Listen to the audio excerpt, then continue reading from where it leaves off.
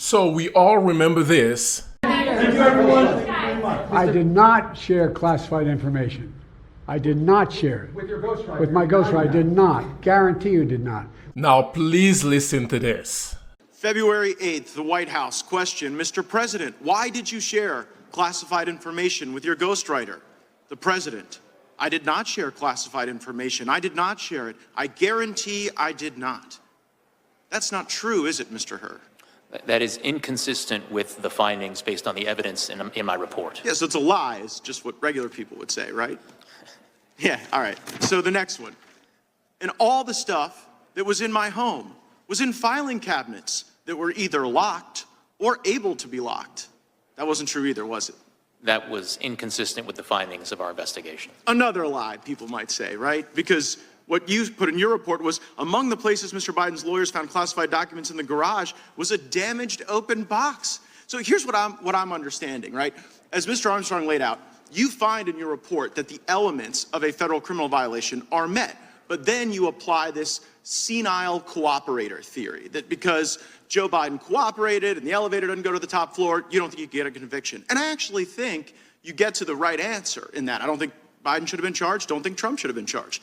But under the senile cooperator theory, isn't it frustrating that Biden continues to go out and lie about the basic facts of the report that lay out a federal criminal violation?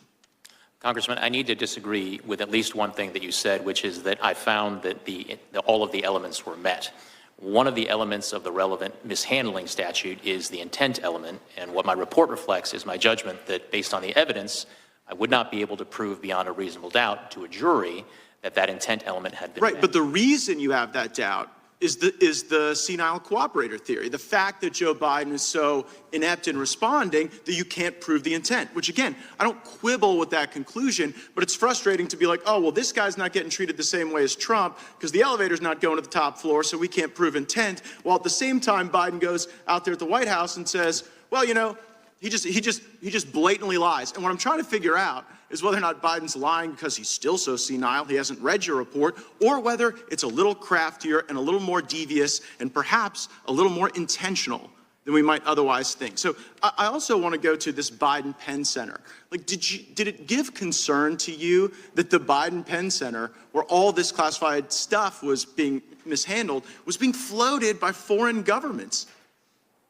Congressman, we were concerned with getting to the bottom of all of the classified documents that were recovered during the course of our... Yeah, but what bothers me is that the money that was paying for the place where the documents were being inappropriately held, it was the Chinese and it was other foreign countries. Did that play into your analysis? Did you look into the $1 billion in foreign funding sources at the Biden Center at UPenn, for example? Congressman, we conducted a thorough, impartial, and fair investigation, and we were very, very concerned with getting to the bottom of all the relevant questions relating to the recovered documents. Did you look into the fact that the Chinese were floating the place where this guy was keeping the documents unsecure? Yes or no? Congressman, to the extent that we identified evidence that was relevant and significant to our investigation, we put it in our report. Okay, well, it seemed relevant to me, maybe not to you. Another thing that seemed relevant to me is this ghostwriter, right? So the ghostwriter purposefully deletes this evidence that seems to be show culpability of Biden's crimes, and you don't charge him. Why did you not charge the ghostwriter with obstructing justice and deleting evidence? Well, for a number of reasons that are laid out in the report, but in brief, Congressman, yes, when we interviewed the ghostwriter, he did tell us, and I'm trying to get the exact language, that one of the things on his mind, one of the things he was aware of, was that I had been appointed special counsel and was conducting an investigation. Right, so he didn't, just so everybody knows, the ghostwriter didn't delete the recordings just as a matter of happenstance. Ghostwriter has recordings of Biden making admissions of crimes. He then learns that you've been appointed. He then deletes the information that is the evidence, and you don't charge him. That is reflected in the report, and one of the reasons... What does somebody have to do to get charged with obstruction of justice by you? If deleting the evidence of crimes doesn't count, what would meet the standard? So, Congressman, as we state in the relevant chapter of the report, one of the things that Mr. Zwanitzer did not delete was transcripts of the recordings that he had created that included inculpatory evidence relating to Mr. Biden. Oh, so if you destroy some evidence but not other evidence, that somehow absolves you of the evidence you destroy? Here's what I see. Zwaniger should have been charged, wasn't. Biden and Trump should have been treated equally. They weren't. And that is the double standard that I think a lot of Americans are concerned about. I see my time's expired. I yield back. Mr. Hur, classified documents were found at the Penn Biden Center? That's correct. They were found in President Biden's garage? In Wilmington, Delaware, yes. And in his basement den? Also in the same home, yes. In his main floor office? Correct. And his third floor den? Correct. At the University of Delaware? Correct. And at the Biden Institute? Correct. Mr. Hur, why'd he do it? Why did Joe Biden, in your words, willfully retain and disclose classified materials? I mean, he knew the law. Been in office like 50 years. 5 decades in the United States Senate, chairman of the Senate Foreign Relations Committee, 8 years as vice president. He got briefed every day as vice president. He's been in the Situation Room. In fact, you know he knew the rules because you said so on page 226. President Biden was deeply familiar with the measures taken to safeguard classified documents. And Joe Biden told us he knew the rules. Mr. Armstrong said this earlier. Joe Biden was deeply familiar with it. You're exactly right, because he told us when Jack Smith goes after President Trump, Joe Biden says, how could this happen? What data was in those documents that could compromise sources and methods? It's irresponsible. So Joe Biden knew the rules. You know he knew the rules. And Joe Biden told us he knew the rules. So, Mr. Hur, why did he break them? Congressman, the conclusion as to exactly why the president did what he did is not one that we explicitly address in the report. The report explains my decision to the Attorney General that no criminal charges were warranted in this manner. I think you did tell us. I think you told us, Mr. Hur. Page 231, you said this. President Biden had strong motivations. That's a key word. We're getting to motive now. President Biden had strong motivations to ignore the proper procedures for safeguarding the classified information in his notebooks. Why did he have strong motivations? Because, next word, because he decided months before leaving office to write a book. To write a book, that was his motive. He knew the rules, he broke them because he was writing a book. And you further say, and he began meeting with the ghostwriter while he was still vice president. There's the motive. Mr. Hur, how much did President Biden get paid for his book? Off the top of my head, I'm not sure if that information appears in the report. Sure does. There's a dollar amount in there. You remember? I don't, it may be $8 million if $8 that's million. Joe Biden had 8 million reasons to break the rules. Took classified information and shared it with the guy who was writing the book.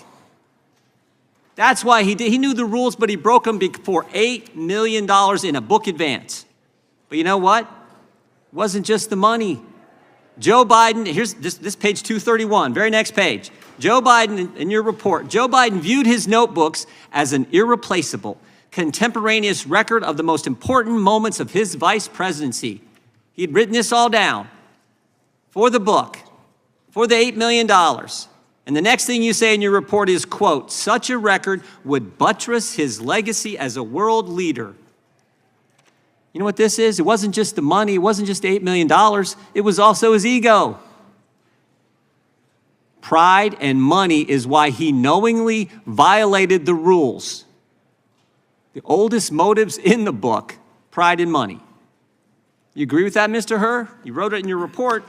that language, and it does appear in the report, and we did identify evidence supporting those assessments. You also had another interesting statement in your report. You said Joe Biden, I want to make sure I get this right, viewed himself as a man of presidential timber. Remember that statement, Mr. Hur?